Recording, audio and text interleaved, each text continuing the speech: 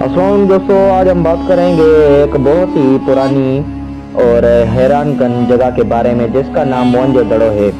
मोहनजोदड़ो पाकिस्तान सूबा सिंध में लाड़काना के करीब वाक़ है। ये शहर तकरीबन 4500 साल पुराना और कदीम ज़माने की मशहूर तहजीब वादी सिंध की तहजीब का हिस्सा था। मोहनजोदड़ो का मतलब होता है मर्दों का टेला या मर्दों का ग्रुप। ये नाम इसलिए रखा गया क्योंकि जब इस शहर को दरियाफ्त किया गया तो ये मिट्टी के टेलों की शक्ल में था। ये शहर 1922 ईस्वी में माहिर आसार कदीमा राखेल दास बिन रजी ने दरियाफ्त किया।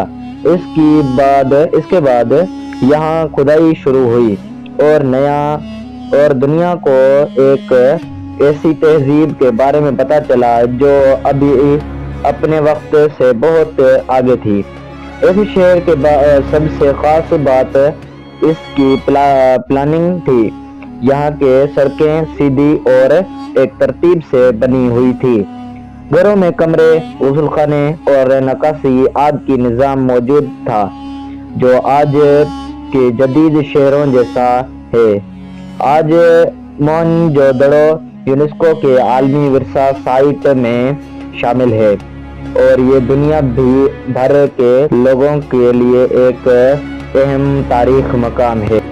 दोस्तों, मोहनजोदड़ो से हमें ये शिक्षा मिलती है कि इंसान हजारों साल पहले भी तरक्की याफ्ता था।